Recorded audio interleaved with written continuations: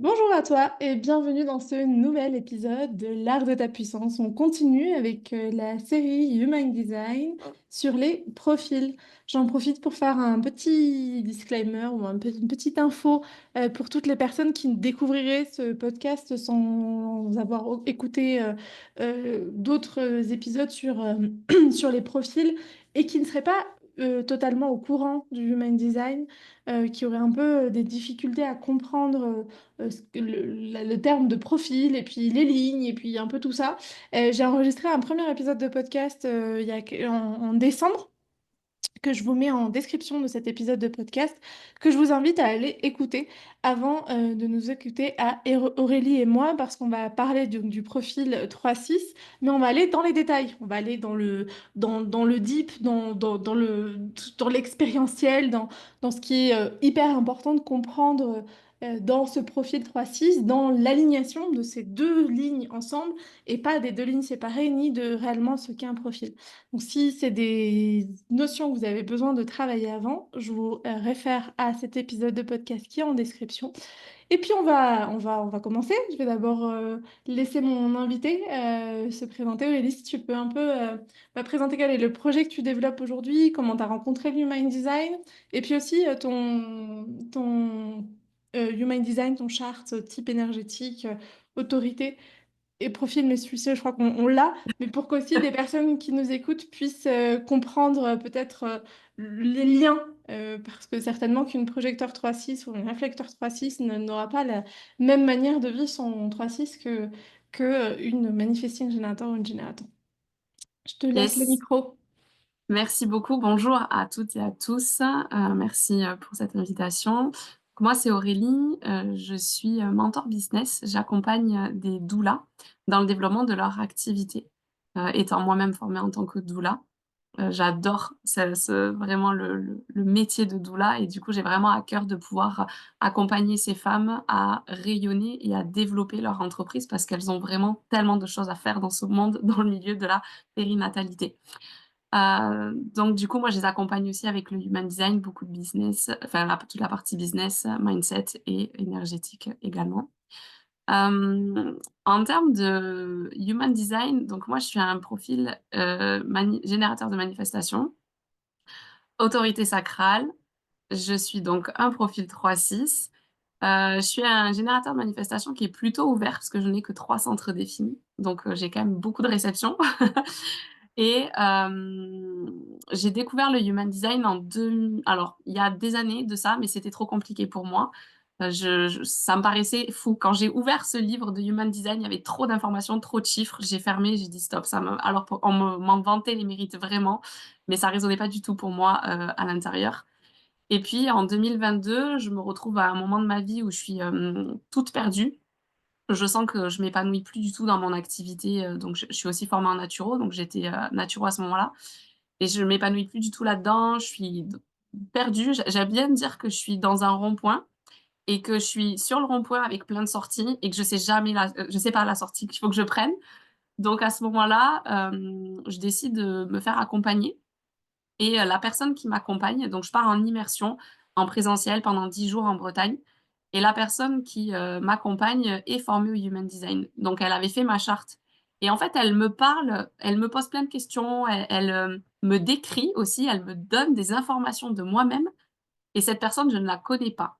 Et là, ça tique dans ma tête. Je me dis: «Mais putain, mais comment elle sait ça, en fait? Comment elle sait que je fonctionne comme ça? Comment elle sait que j'ai cette aptitude et enfin, ce qui se passe, quoi?» C'était vraiment fou comme elle lisait en moi, comme dans un livre ouvert et finalement elle me parle du human design, donc c'était un homme, il me parle du human design, il m'explique ma charte et en fait pendant 10 jours, je vais plonger dans ce human design. Je vais découvrir des choses de moi, je vais avoir beaucoup de lectures, je vais avoir beaucoup d'introspection à faire et là, je suis en surkiff. Mon sacral est en feu et je suis mais hallucinée de la justesse, en fait, de cet outil. Et donc, à la suite de ça, je décide de me former au Human Design et depuis, je me forme régulièrement pour aller encore plus loin dans ma connaissance et mon expérimentation et dans ce que je peux transmettre aussi, à mes clientes. Je sais plus si tu avais d'autres questions? Non. Et c'est chouette que tu puisses parler direct d'expérimentation parce que définitivement, le human design, c'est une science de la différenciation et de l'expérimentation. Et c'est aussi pour ça que ces épisodes de podcast, si vous les découvrez, sont construits de cette manière-là, c'est-à-dire je reçois des personnes qui ont une donnée dans leur charte et dont on va parler de cette donnée-là depuis ce qu'elles expérimentent. Et donc, c'est Mm, important de passer toujours au crible de votre propre souveraineté, tout ce qu'on va dire aujourd'hui, de regarder ce qui résonne pour vous, ce qui résonne pas pour vous. Peut-être aussi, alors soit vous êtes déjà formé et bon, bah, d'aller regarder peut-être pourquoi est-ce que ça résonne différemment. Peut-être aussi bénéficier d'une lecture de charte par quelqu'un pour pouvoir avoir bah, des informations complémentaires sur des sujets qui seraient importants pour vous. Mais voilà, donc c'est des podcasts expérimentiels. Enfin voilà, on va vraiment parler depuis l'expérimentation de ce que vit Aurélie en tant que 3-6. Et dernière chose que je voudrais rappeler, c'est que justement on voit le 3-6 à l'extérieur de tout. De nouveau, voilà, comme vous parlez, Aurélie et Manifesting Generator avec quand même 6 centres ouverts enfin, non définis, du moins, peut-être qu'il y en a aussi qui sont totalement ouverts. ouais. Ça aura une incidence sur tout ce qu'elle peut vous partager. Donc voilà, on prend les choses séparément, mais l'important, c'est de comprendre votre unicité. Donc il y a aussi d'autres séries de podcasts que j'ai enregistrées sur les types énergétiques et aussi sur les autorités. Je suis pas sûre que je m'amuse à faire tous les centres, ni, ni toutes les portes, ni toutes les planètes. Enfin, peut-être que si l'art de ta puissance continue encore des années, peut-être que je me lancerai à l'expérimentation. Mais voilà, vous avez au moins ça. Et puis après, c'est expérimenter par vous-même, formez-vous. Posez des questions à des personnes qui comprennent et qui maîtrisent l'outil pour pouvoir être au plus proche de votre vérité. Voilà ce que j'avais envie de dire en petite introduction. Maintenant, ma question suivante serait pour toi de savoir si tu devais donner 3 mots ou 3 concepts qui résumeraient le profil 3-6, ce seraient lesquels? La première chose qui me vient, c'est 1001 vies. C'est Mhm. vraiment comme ça que je vis mon profil 3-6. 1001 vies. Euh, Depuis, alors je vais avoir 35 ans dans peu de temps. Je dirais que depuis mes 32, 33 ans, j'ai vraiment cette notion de sagesse, de beaucoup plus prendre de recul sur les choses. Donc il y a vraiment cette notion-là. Et transmission. J'adore transmettre. Voilà, c'est vraiment ce qui définirait le mieux pour moi ce profil 3-6. Et ça fait totalement sens, hein, parce que bon, si la ligne 3 qui expérimente, qui teste, la ligne 6 qui dans un premier temps expérimente et teste, donc ça a dû être une première période de beaucoup d'expérimentation et de beaucoup de tests, puis après la ligne 6 qui revient et qui dit, OK, qu'est-ce qu'on en retire et comment est-ce que de ce qu'on en retire, on peut Hmm, commencer à avoir des apprentissages qu'on va aller transmettre. d'accord. Et l'influence justement de cette ligne 3, si on reprend un peu en décortiquant, il y a une ligne 3 en conscient. Quelle est l'influence de ta ligne 3 dans ce que tu vis, dans ce que tu expérimentes? Alors ça va peut-être te faire rire, mais du coup, moi, je suis quelqu'un qui ne lit jamais les notices. Ça peut paraître con, mais c'est vraiment un truc du quotidien. C'est que je vais tout de suite dans la matière, je vais tester le truc, je vais prendre et je vais voir si ça marche ou pas, ce qui rend mon compagnon dingue, parce que lui, il va décortiquer la notice et moi, genre, j'ai pas le temps. Alors en plus, je suis MG, ça aide pas, mais clairement, cette ligne 3, elle est là pour tester. Donc en fait, elle perd pas trop de temps avec toutes les parties théoriques de plein de choses d'ailleurs. Donc je suis plutôt un profil pressé, qui est carrément amplifié par le MG qui est en moi. Je suis curieuse de tout. J'ai envie de tout essayer. S'il y a un truc que je connais pas, pof, j'y vais. Je vais voir à partir du moment où ça répond à mon sacral, hein, bien évidemment. Mais il y a vraiment cette notion de vouloir tester plein de choses, de vouloir expérimenter plein de trucs. Et je suis toujours un peu frustrée des gens qui ont besoin, des profils 1 par exemple, qui ont besoin de beaucoup d'explications. Il faut savoir que j'ai une belle-fille et que j'ai un bébé, et les deux ont une ligne 1 dans leur profil. Ma belle-fille est assez grande et du coup, je le vois avec elle. Ça fait des années que je suis belle-mère, Et moi, pendant longtemps, avant de connaître le human design, je lui disais, bah, je sais pas, teste, tu verras bien. Après, j'ai compris que ça allait pas être possible de fonctionner comme ça. Donc, bon, voilà, il y a vraiment ce truc-là d'essayer, puis on s'en fout, on voit, ça marche pas, on s'en fout, on teste, on recommencera, on améliorera. Il y a vraiment, vraiment cette partie-là. Toute la notion ouais, de théorie, mes études, tout mon parcours de vie montre que j'ai pas aimé du tout la théorie et j'ai fait des études. Je suis allée en lycée pro pour tester parce que je voulais pas. Je me rappelle, j'avais aucune notion du human design, mais je me souviens très bien de dire il y a pas moyen que je reste 8 heures par jour à ingurgiter l'information, les gars. Je sais pas ce que je veux faire de ma vie, mais ça, je sais que je le veux pas. Donc, il y a vraiment le fait que ce 3, il vit tellement d'expériences qu'au final, j'aime beaucoup prendre du recul sur ma vie, voir tout ce que j'ai expérimenté et surtout les fameux bilans fin début d'année. Et je me dis, waouh, j'ai une vie de dingue. J'ai une vie de dingue parce qu'en fait, je fais tellement de choses, des toutes petites choses et puis des plus grandes choses. J'ai vécu des expériences incroyables. Donc, ça, c'est vraiment fou. J'adore cette vie. Je trouve ça hyper intéressant et ça, enfin, on est beaucoup de profils et hier justement c'était très drôle, j'ai enregistré avec Karine, donc l'épisode qui sera paru la semaine dernière. Mais je les enregistre un jour après l'autre. Et donc, j'ai enregistré avec Karine d'Atypiquement Parfaite un podcast Mm, sur le 1-3. Et je lui disais, typiquement, en fait, moi, les 1-3, c'est des ovnis pour moi. C'est des trucs, avec mon profil 5-2, I don't understand. Vraiment, genre, moi, je maîtrise un truc parce que je le maîtrise. Et me demandez pas d'où, mais je le maîtrise. mm, Bon, ça ne marche pas avec tout, hein, mais ça marche quand même assez. Et...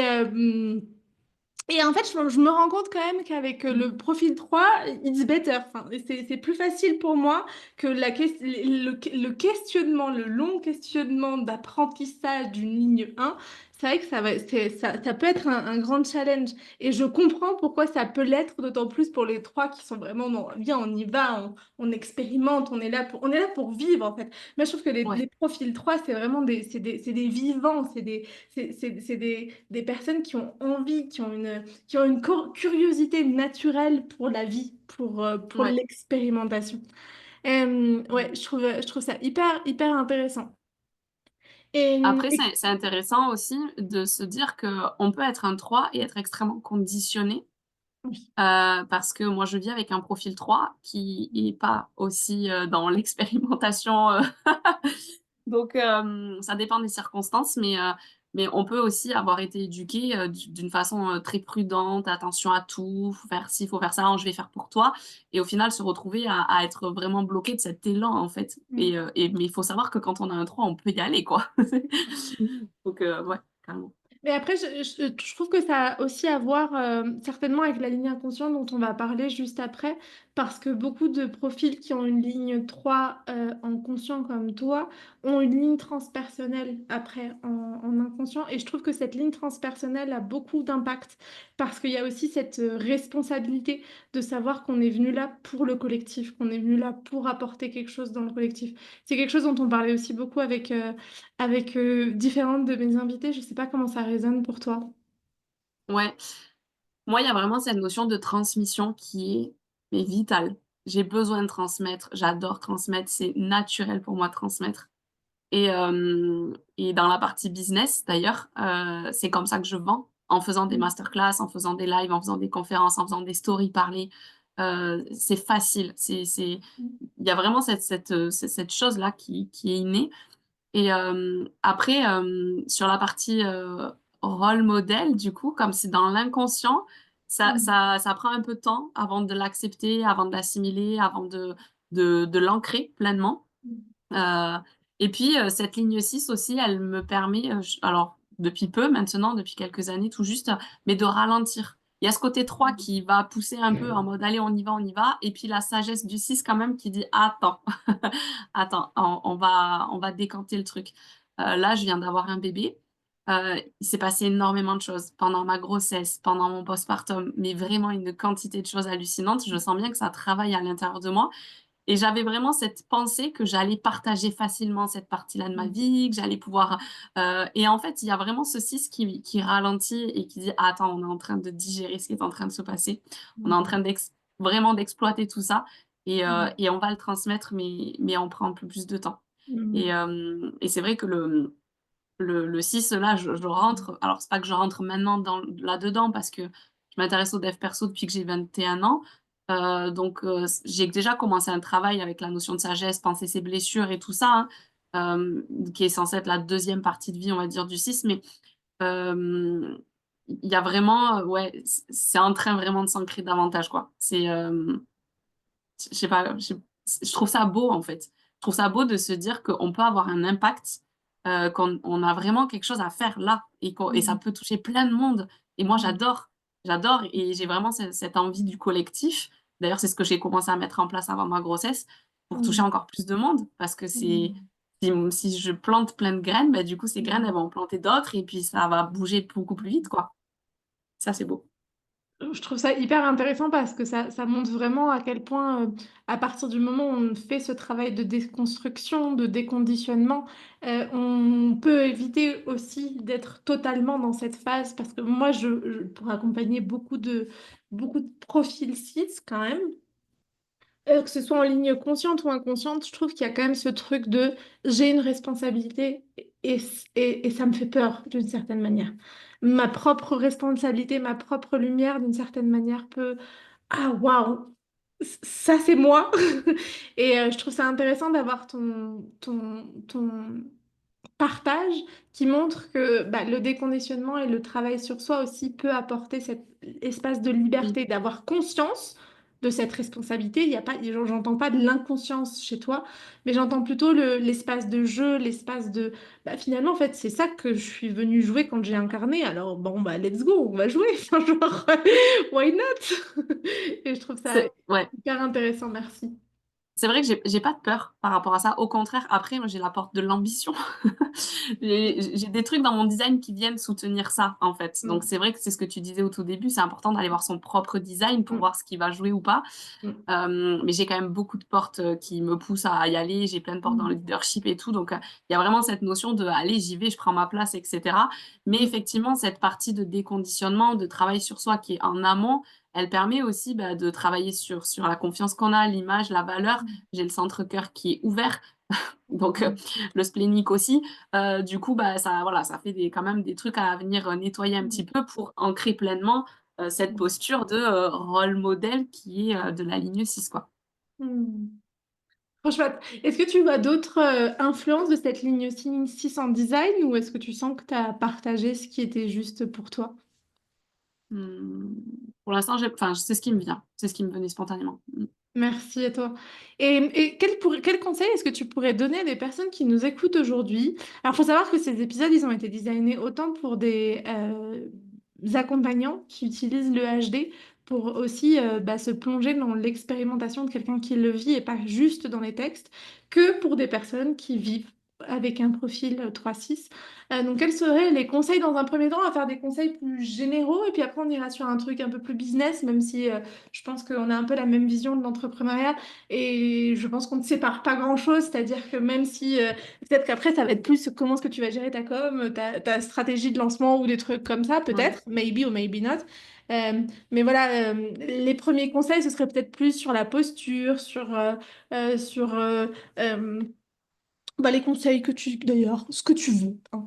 Et ça peut être plus des pistes d'exploration que des conseils dans cet espace de bah, des 3-6. Qu'est-ce que tu leur dirais d'expérimenter pour se rapprocher de l'incarnation de ce profil? Euh, la première chose qui me vient, c'est d'être quand même vraiment relié au corps. Parce que on peut expérimenter tout, vraiment dans tous les extrêmes possibles et inimaginables. Et donc, il y a vraiment cette notion du corps qui va guider aussi à c'est super, ça va être une super expérience ou ça va être une expérience vraiment pas ouf. Mm. Donc, il y a vraiment ça pour moi. Déjà, c'est vraiment pour moi, c'est cette base-là d'écouter, de se relier au corps, du coup, de connecter à son autorité quand on va un peu plus loin dans le HD. Et, euh, et après, de redéfinir la notion d'échec avec un profil 3-6, ça n'existe pas, puisque ce ne sont que des expériences. On est vraiment les maîtres de l'expérimentation, on est les maîtres de ce qui fonctionne pour nous. Et avec le 6, on est là pour transmettre ce qui a fonctionné pour nous aussi. Donc, en Mm. fait, il y a vraiment cette notion de j'y vais et on s'en fout. Et si ça marche pas, bah, et que ça vibre toujours pour moi à ce moment-là, bah, je m'améliore et puis je reteste Mhm. autre chose. Et en fait, tant que ça continue de vibrer, et pour les générateurs ou générateurs de manifestation, tant que ça continue de procurer la joie et le feu sacré, quoi, puis bon, même pour tous les autres profils, tant que ça allume quelque chose en nous, bah, on y va et on continue Mhm. et on s'en fout. Moi, je suis vraiment Mhm. en mode on s'en fout. C'est vraiment une phrase que je dis beaucoup. Allez, viens, on le fait, on s'en fout. Donc, on y va et c'est vraiment ça. Et puis aussi se rendre compte que quand on a envie d'expérimenter quelque chose, ça, c'est des choses qui me sont arrivées vraiment très souvent. Quand j'ai envie d'expérimenter quelque chose et que ça déclenche chez moi l'idée de l'expérimenter, me déclenche de la joie et de l'enthousiasme, ça se manifeste à une vitesse hallucinante. Mhm. Alors, à tester avec toutes les personnes et tous les profils, mais ça se décante vite dans la matière et les opportunités, elles se présentent. Et puis après, à voir si ça résonne toujours pour moi. Mais il y a vraiment quand ça part du cœur, en fait, c'est vraiment cette idée qu'on peut vivre toutes les expériences qu'on veut. Et si elles sont vraiment kiffantes, bah, ça peut venir vraiment, vraiment vite, tu vois. Euh, après, Si tu me laisses rebondir et je te bien sûr, repasserai la main pour que tu continues avec tes conseils. Mais selon moi, définitivement, pour tous les profils et pour tous les êtres humains, l'art de la manifestation est totalement à portée de main. Par contre, ce que je vois certainement beaucoup plus présent et puissant chez les 3-6, c'est que justement, il y a eu tellement d'expérimentation qu'il y a aussi la connaissance de la justesse. Dire que mm, du coup, c'est aussi, ok, ça me provoque de la joie, mais ça me provoque de la joie parce que j'ai tellement expérimenté que je sais ce qui est bon pour moi, que je mm, sais ce qui fonctionne, que je sais ce que j'ai envie de vivre, que je sais mm, où j'ai envie d'aller. Donc il y a aussi, pour moi, dans l'expérimentation, cette clarté, le sortir de la confusion, enfin, oui, sortir de la confusion et avoir l'expérimentation qui permet du coup qu'après, bah, ça arrive facilement parce qu'en fait, la vie, elle est la vie, l'univers, la source, Dieu, appelez-le comme vous souhaitez appeler cette magie de la vie, enfin de ce monde. Elle nous apporte ce qu'on demande avec intention, avec intentionnalité, avec cohérence et congruence, c'est-à-dire avec un alignement entre ce qu'on ressent, ce qu'on peut vivre, les pensées qu'on peut avoir, les mots qu'on peut prononcer. Et plus on va avoir de la cohérence, plus on va avoir enfin, de la congruence même, plus on va avoir de l'intentionnalité, plus derrière, bah, ça peut aller très très très vite. Et ce qui me semble voir et observer, c'est que bah, du coup, comme les 3-6 ils ont expérimenté à la pelletée, bah, quand on admet que c'est une expérimentation et pas un échec ou des choses comme ça qui pourraient être ce qui bloque les 3-6, bah, derrière, il y a juste que du kiff en fait. Parce que la vie, mm, elle est là. Ah, mais en fait, t'as compris, tu sais où tu veux aller. Bah tiens, si t'es mm. si clair, pourquoi pas? Enfin, genre, donc c'est ça que j'avais envie de partager. Je sais pas comment ça résonne pour toi. Ouais, carrément. C'est super fluide et c'est très très bien expliqué.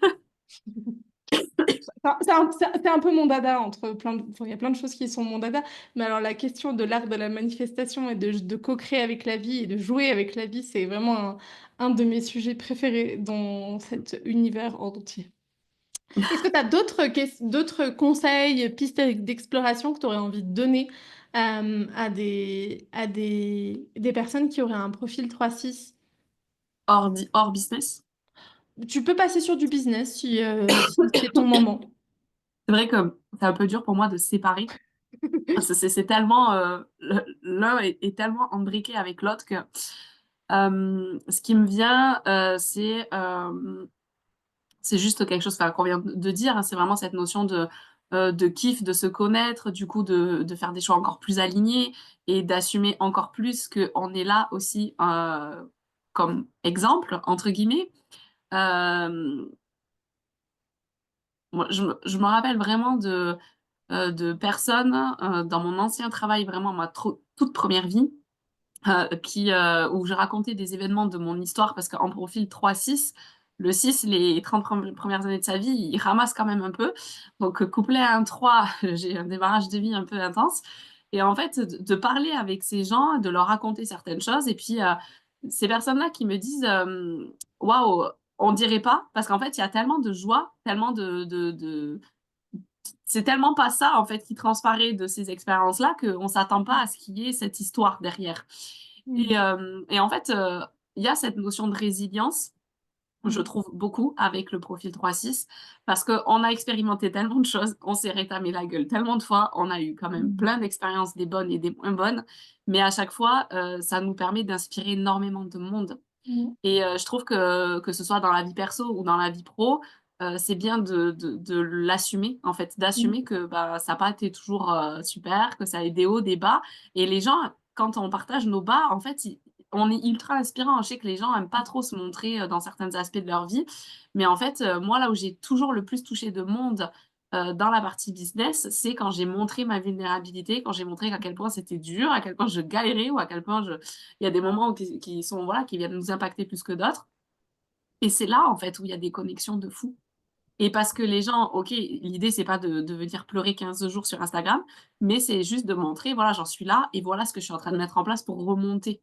Et ça, c'est inspirant. Et donc, c'est vraiment, dans la mesure de ce qu'on est capable de gérer, mais d'assumer, en fait, les Mm. hauts et les bas Mm. en tant que fameux rôle modèle du 3-6, enfin, du 6.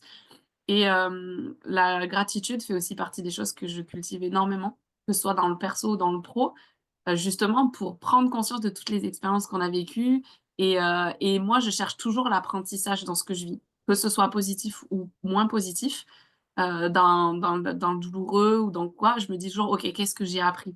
Parce qu'en fait, j'ai toujours appris un truc, soit sur moi, soit sur ce que j'aime pas, soit sur, n'importe quoi, une compétence, on s'en fout, mais il y a toujours un apprentissage et ça, je le cultive quand même beaucoup et j'aime bien amener mes clientes vers ça aussi parce que, bah, voilà, je trouve que ça fait qu'ouvrir davantage notre cœur de toute façon et nous connecter encore plus à la manifestation aussi, à la vie. Hem, Dans la partie vraiment business, faut savoir que les gens viennent quand même beaucoup nous chercher pour, notre inspiration, pour des conseils, pour, du soutien émotionnel, pour, une espèce de sagesse spirituelle qu'on dégage, en fait. Moi, je suis énormément sollicitée pour ça. Ils viennent chercher la hauteur que nous, on a pris avec nos apprentissages. Donc c'est important, heu, d'avoir, mis de la conscience dans ce cheminement et puis de Mm. délivrer, en fait. Quand on vient nous chercher, on le fait spontanément, en plus, en général. Mm. Et puis il y a des éléments du design qui viendront nourrir ça. Hem Et voilà, je dirais après par vraiment la partie pratico-pratique du business, effectivement tout ce qui, va être partage personnel d'expérience et le mettre en lien avec ce que les clients, sont en train de vivre, les solutions qu'on a mis en place ou ce qui nous a aidés ou la sagesse qu'on en a retirée ou ce qu'on a appris, bah, ça va vraiment bien fonctionner, quoi. Mm. Donc ça, c'est des choses que qu'on peut mettre en place facilement aussi. Puis c'est inné quand même. C'est quand même facile de parler de nos expériences. C'est inné, pas forcément pour tout le monde, en tout cas pas forcément si on n'est pas déconditionné, on ne s'est pas Oui, déconditionné auparavant pour certains, je trouve. Mais par contre, ce que je trouve hyper vrai et que je voudrais juste prendre un temps pour peut-être euh, insister sur ce point-là, pour moi, dans tous les profils 6 et enfin oui, dans tous les profils enfin, ou qui ont une ligne 6 et encore plus dans le 3-6 ou dans le 6-3, je trouve qu'il y a vraiment une question et un enjeu autour de je suis une leader d'une autre manière que la ligne 5, mais vraiment, en fait, je suis là pour transformer le monde, je suis là pour apporter quelque chose, je suis là pour apporter ma lumière. Et il y a vraiment, pour moi, quelque chose à déconstruire dans notre société à ce niveau-là et qui est d'autant plus pesant pour des personnes qui ont une ligne 6. Et moi, le premier conseil business que je donnerais, c'est, mais en fait, de nouveau revenir aux expériences, à qu'est-ce que tes expériences t'ont appris.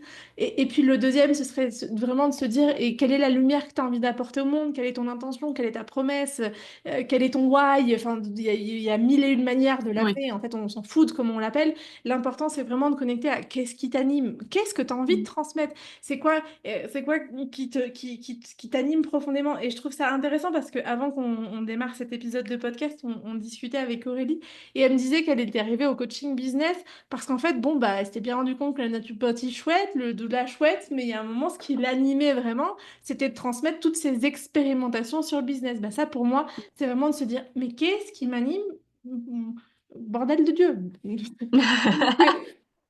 Mais c'était un épisode aussi que j'enregistrais ce matin et qui va paraître d'ici quelques semaines sur devenir l'artiste de sa vie en tant qu'entrepreneur. Et pour moi, c'est une question qui est mais, primordiale aujourd'hui parce que je vois beaucoup trop d'entrepreneurs qui restent dans ce rôle de je fais ce qu'on attend de moi et je bouge pas trop les lignes. Bon, alors peut-être que il y a des trucs hyper denses que j'ai appris et que j'aimerais transmettre, mais bon, bah, je suis pas vraiment attendue là-dessus, donc bon, bah, j'y vais pas, même si j'en meurs d'envie. Et je pense que on est à un moment, un tournant de l'humanité où en fait, au contraire, on a besoin que vous portiez votre lumière. Et on a besoin de porter notre lumière tous ensemble. Et je pense que c'est vraiment quelque chose que j'avais Mm. envie de transmettre au 3-6 aujourd'hui. Et pour rebondir sur ce que tu dis, j'ai fait dans mon processus d'accompagnement dans l'entrepreneuriat, je me suis moi aussi évidemment beaucoup formée. Et j'ai eu différents types de coachs, différents types d'accompagnement. Et donc, j'ai eu toutes les stratégies existantes, je pense, sur le marché. En tout cas, j'ai eu un gros panel en bon 3-6 qui suis allée expérimenter plein de trucs. Et ce qui est fou, c'est que tout ce que j'ai appris de, par exemple, stratégie, marketing, communication, tout ça, à chaque fois que j'ai essayé de le mettre en application, déjà, c'était compliqué pour moi. Sur le plan de l'énergétique, ça me prenait un temps, une énergie folle et j'avais zéro satisfaction à ce que je faisais. Mais je me disais, il faut le faire parce que ça marche, parce qu'on m'a dit de le faire, donc je vais l'appliquer. Et en fait, mes meilleurs chiffres d'affaires, ça a toujours été sur des stories parlées, sans branding, sans marketing, sans lancement, sans rien, en train de parler en extérieur, à la plage ou n'importe où, mais juste parce que j'étais dans l'instant présent, dans le flow, dans l'énergétique et dans le truc. Mais ça m'a mis du temps avant de comprendre, parce que c'est difficile des fois de s'autoriser des trucs qui peuvent Mm. paraître très simples alors qu'on l'a expérimenté, hein. Mm. Mais du coup, je me suis remis, même après avoir vécu ça, je me suis remis dans des accompagnements Mm. stratégiques, etc. Et là, maintenant, je suis dans cet équilibre stratégie, OK, et énergétique, de trouver vraiment cette amplitude-là. Mais c'est vraiment fou de se dire que des fois, on expérimente et puis ça va revenir et puis et donc il y a vraiment cette notion effectivement de faire confiance aux expériences qu'on a vécues et à ce que ça nous a apporté et à comment on l'a vécu. Parce qu'il y a tout un tas de personnes autour qui vont faire beaucoup de bruit et qui vont dire beaucoup de choses, mais nos expériences, elles sont là pour nous dire, en fait, ce qui fonctionne ou ce qui fonctionne pas pour nous, en Et plus de puis, l'autorité. je sais pas comment ça va résonner pour toi, mais pour moi, tous les profils 6, c'est aussi certainement des vieilles âmes, enfin des âmes qui ont incarné, qui ont beaucoup vécu. Surtout si on est sur quelqu'un comme toi avec plein de centres ouverts, donc ça montre qu'en fait, Mmh, il y avait plein de sujets sur lesquels il y avait déjà de quoi avancer. Euh, Même si parfois ça peut paraître fou et flou à beaucoup de personnes qui sont cartésiennes, mais en tout cas, moi, c'est une croyance profonde que j'ai.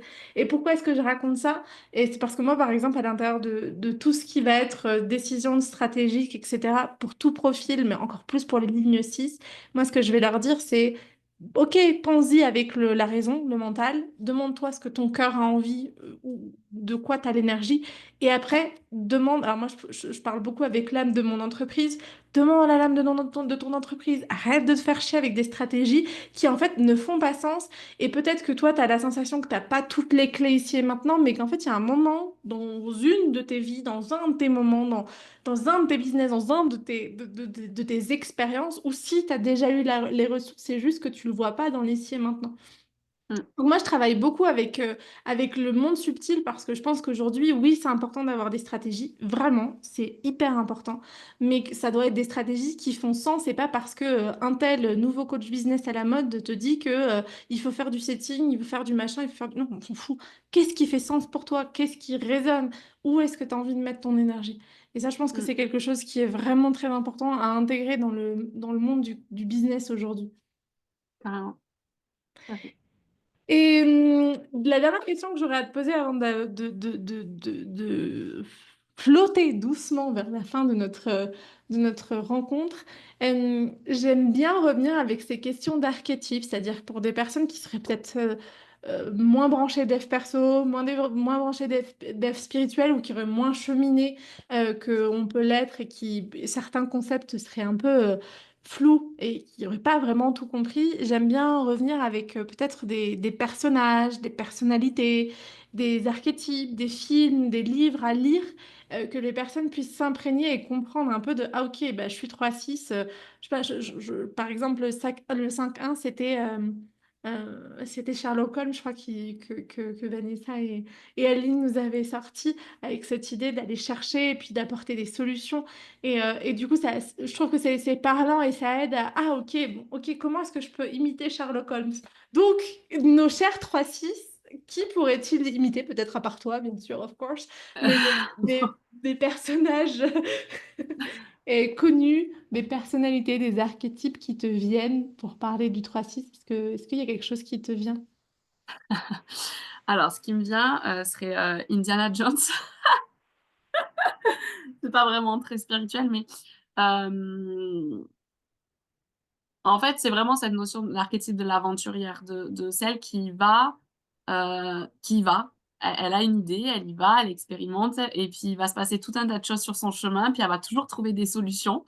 Et en fait, elle va acquérir énormément de connaissances et de compétences dans son voyage et en fait, elle est inspirante parce qu'elle inspire confiance. Mhm. Vu elle s'est pris, je sais pas moi, des tempêtes, des serpents, tout ce que tu veux en fait, pendant son voyage, bah, du coup, il y a vraiment cette notion de, waouh, elle a vécu tout ça, donc forcément elle sait de quoi elle parle. Je peux y aller quoi, je peux y aller, je peux lui faire confiance, je peux m'inspirer de ce qu'elle fait, de ce qu'elle a mis en place, et puis après faire avec moi ce qui résonne. Donc moi je vois vraiment, j'ai pas de nom en tête, féminin. J'aurais bien aimé, si tu as une idée, qui te vient dans cette, idée-là. Parce que j'avais un peu Xena la guerrière, genre, mais on est vraiment dans les yang à fond. Bah, il y a une Lara Croft un peu, mais pareil, c'est très masculin dans sa manière de se mettre en mouvement. Ouais, Euh, et pour moi, il y a vraiment je la vois vraiment cette aventurière, il y a un film, ah là, est-ce que je vais me retrouver le nom? D'une femme qui part seule aussi à l'aventure, en sac à dos, mhm. suite à des soucis, je ne retiens aucun nom, je c'est vraiment, mais qui a des soucis personnels et du coup, elle décide de tout plaquer et se barrer en sac à dos. Bon, j'ai fait ça moi aussi dans une de mes vies. Je suis partie en Nouvelle-Zélande, et en fait, elle part et puis, il va se passer mais tellement, tellement de difficultés sur son chemin, mais en fait, elle trouve, aussi, bah, la clarté, en fait. Elle trouve la clarté, elle expérimente, elle trouve des solutions, elle crée des connexions, elle s'y prend autrement, elle ajuste son chemin, elle ajuste ses choix et c'est vraiment chouette, quoi. Et il y Ça a me un fait mange penser. ouais, vas-y, Non, dis-moi. non, non, vas-y, fini. Désolée, je Ça pensais me que fait t'allais- penser à un film, Mange, prie, aime avec, Julia Roberts. Ouais, ça me faisait penser à ça, et puis ça m'a fait penser à un livre que j'ai lu de Laurent Gounel, qui est justement, alors qui est pas sur une femme, mais qui est sur c'est un homme qui part, je crois, à Bali. Je crois que c'est L'homme qui voulait être heureux, ça s'appelle ce livre, et ça me fait beaucoup penser à ça parce que pareil, il vit 75 millions d'aventures qui sont vraiment pas chouettes, et en fait, il y a rien qui se met en place, et puis c'est difficile, et puis en fait, il trouve un maître spirituel, mais qui lui dit juste de méditer, je crois, si je me rappelle bien de l'histoire. Pareil, j'ai pas une excellente mémoire sur les livres, je suis vraiment désolée si connaissez super bien ce livre et que je raconte n'importe quoi. Pardonnez-moi d'avance, je transmets juste ce dont je me rappelle. Mais je me rappelle vraiment de cette histoire qui était assez impressionnante de...